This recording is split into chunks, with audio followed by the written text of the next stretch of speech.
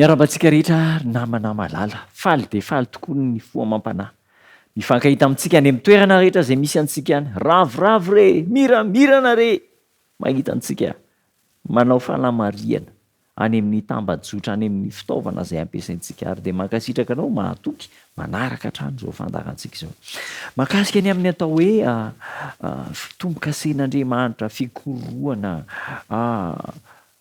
mahazo ny zanak'Andriamanitra. Mahakasika an'izay ny lohahevitra ataontsika androany. Efa nanomboka andro vitsivitsy lasa izay ka ny androany dia ny hoe ny fanombohan-kase sy ny ranorana farany.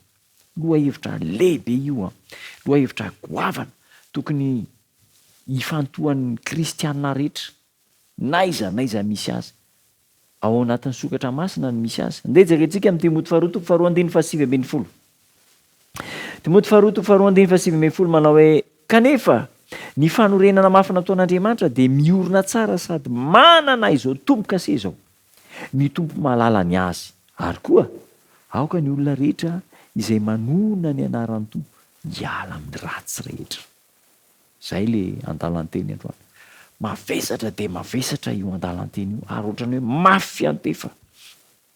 Araka ny resantsika dia misy tombo-kasen'Andriamanitra. Ny tombo-kasen'Andriamanitra dia apetak'Andriamanitra ao am-pontsika sy ao an-tsaintsika. Inona le tombo-kasen'Andriamanitra?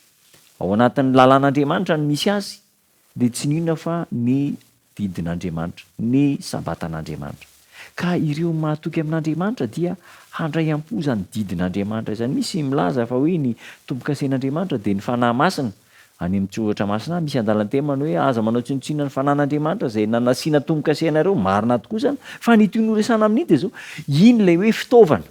Fanahy masina zany fitaovana, ilay tampon zany, fa ilay tena ankra eo anatiny eo, iny no tena mampanandanja azy, dia tsy inona fa ilay didin'Andriamanitra. Rehefa atao ny fanadihadiana, ny didy folon'Andriamanitra, ny lalàn'Andriamanitra amin'ny didy faefatra, dia hita ao ny fepetra rehetra mahatombo-kase ny didy faefatr'Andriamanitra. Ka izao, Andriamanitra any an-danitra dia tsy mitaky zavatra tsy ho vitantsika, fa izay ho vitantsika no tanterana. Ary tsy hoe manao zavatra tsy ho vitantsika fotsiny izy, fa manampy antsika hamita sy hanatotosa, hanatanteraka izay zavatra takiny amintsika. Izy zany tsy miteny amintsika hoe ataovy io, fa izy miteny hoe ataovy io sady manampy antsika izy. Manampy antsika hitandrina ny lalàn'Andriamanitra izy, izay tsy vitantsika velively, fa amin'ny herin'ny fanahy masina sy ny fanampian'Andriamanitra dia ho vitantsika izany.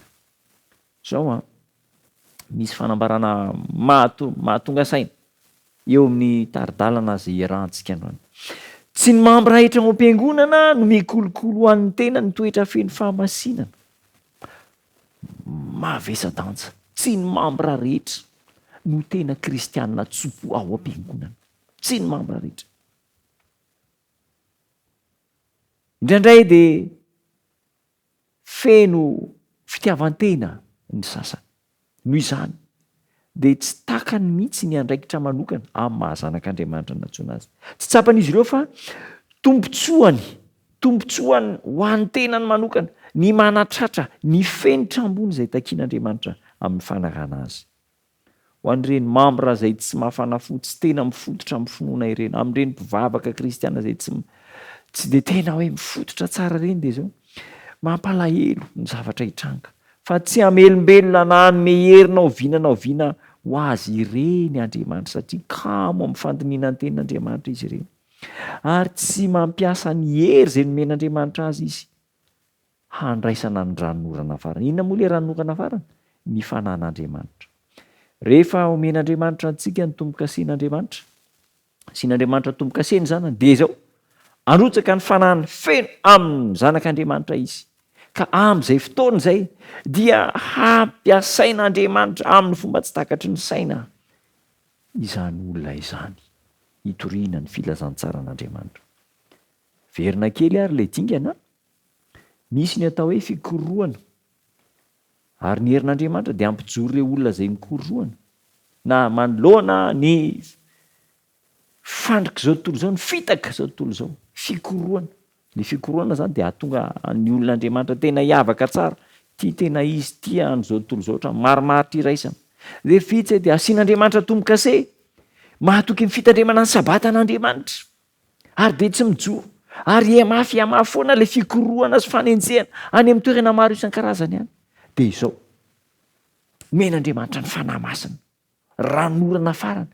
Io ranorana farana io dia manamasaka ny vo ary mampirisika ny olona hitory ny tenin'Andriamanitra. Zany ny asan'ny ranorana e, masaka ny mitsimoka dia efa namody misy ranorana farana dia masaka ny voankazo, masaka ny vary. Ary izany koa ny tranga amin'ny fiainan'ny olombelona. Fikorohana asian'Andriamanitra tombo-kase, firotsahany ranorana farana dia mitory ny filazantsara. Tsy matahotra naiza satria ny herin'Andriamanitra, ny fanan'Andriamanitra ny mampiasa azy. Tena ilaintsika ny miaina ao anatin'ny rivo-piainana madio sy feno aina mamelombelona manatanjaka ny fanahintsika tsiraray avy. Mila hafanampo isika, hafanampo izay doran'ny fanan'Andriamanitra ka manaparitaka ny afatra fitoriana ny filazantsara any amin'izao tontolo izao. Mampiasa ny herinao rehetra ve ianao? Mampiasa ny heriko rehetra ve aho mba ahatonga antsika handray ny ranorana farany ka hitory ny filazantsara, hamerina indray ireo ondrona ny miala tamin'ny fahamarinana.